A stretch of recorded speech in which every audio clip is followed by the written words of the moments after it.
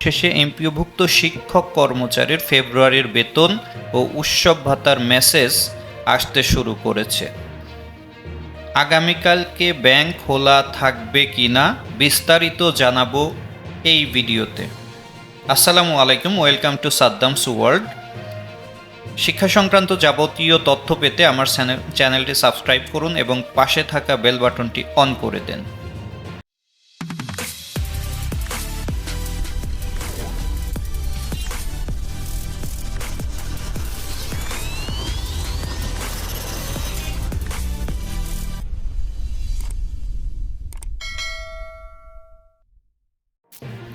আজ বৃহস্পতিবার 27/3/2025।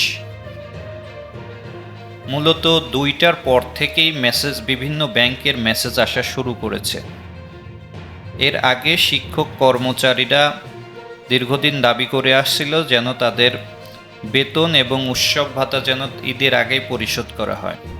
এত দাবি দেওয়ার পরেও শেষ কর্মদিবসে এসে শিক্ষকদের ফেব্রুয়ারির বেতন ও উৎসব ভাতার মেসেজ আসা শুরু করে, যদিও ততক্ষণে অনেক দেরি হয়েছে। বিভিন্ন শিক্ষক কর্মচারীরা ইতিমধ্যেই মেসেজ না পেয়ে খুব খারাপ মন নিয়ে তারা বাড়ির দিকে রওনা হয়েছে।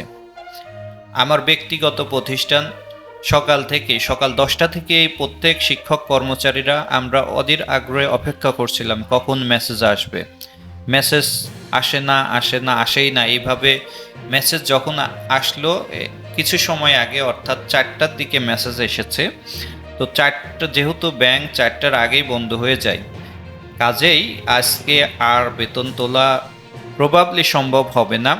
আপনারা যদি কেউ আজকে বেতনের মেসেজ তো অবশ্যই পেয়েছেন, আমি পূর্ববর্তী ভিডিওতেই এটা আলোচনা করেছিলাম। কে টাকা তুলতে পেরেছেন ব্যাংক থেকে একটু কমেন্ট বক্সে অবশ্যই জানাবেন।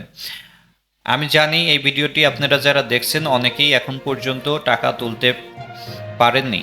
ইতিমধ্যে আমরা এই সংবাদ শুনেছি যে শিক্ষা মন্ত্রণালয় অর্থ বিভাগকে, অর্থাৎ 4টি যে রাষ্ট্রায়ত্ত ব্যাংক আছে তাদের কাছে একটা নির্দেশক্রমে অনুরোধ করেছেন আগামীকাল শুক্রবার একদিনের জন্য ব্যাংক খোলা রাখা যায় কিনা সে হিসাবে একটা প্রস্তাবনা তাদেরকে দিয়েছে।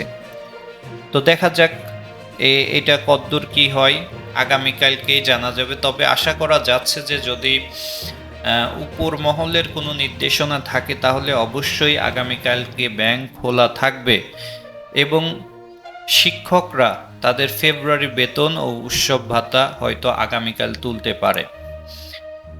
এখন পর্যন্ত যেটা খবর সেটা হচ্ছে আগামীকালকে ব্যাংক হয়তো খোলা থাকবে এবং শিক্ষকদের যে হয়রানি করা, এটা আসলে শিক্ষক মেনে নেওয়ার মতো না। অনেক শিক্ষকই তারা অত্যন্ত করুণভাবে তাদের জীবনযাপন করছে। আমার জানা যেসব শিক্ষক কর্মচারীরা আছেন তাদের মুখের ভাষায় বলে দিচ্ছিল তারা আসলে কতটা অসহায়। এই শিক্ষা জাতির মেরুদণ্ড দিয়ে কোনো জাতি এগোতে পারবে না। শিক্ষা যদি জাতির মেরুদণ্ড হয় তাহলে শিক্ষাকে প্রাধান্য দিতে হবে। শিক্ষাকে প্রাধান্য দিতে হলে অবশ্যই শিক্ষকদেরকেও প্রাধান্য দিতে হবে। যাই হোক, আগামীকাল যদি শিক্ষকদের বেতন ভাতা, অর্থাৎ ফেব্রুয়ারি বেতন ভাতা যদি আগামীকালকেও তোলা না যায় তাহলে এটা হবে জাতির জন্য একটা কলঙ্কজনক অধ্যায়। আমার ভিডিওটি দেখার জন্য অসংখ্য ধন্যবাদ। সকলে ভালো থাকবেন। পরবর্তীতে দেখা হবে আবার নতুন কোনো আলোচনায়। ততদিন সবাই ভালো থাকবেন। আর যদি ভিডিওটি ভালো লাগে তাহলে অবশ্যই লাইক, কমেন্ট, শেয়ার এবং সাবস্ক্রাইব করে না থাকলে চ্যানেলটি সাবস্ক্রাইব করার জন্য অনুরোধ রইল। সকলেই ভালো থাকেন। আল্লাহ হাফেজ।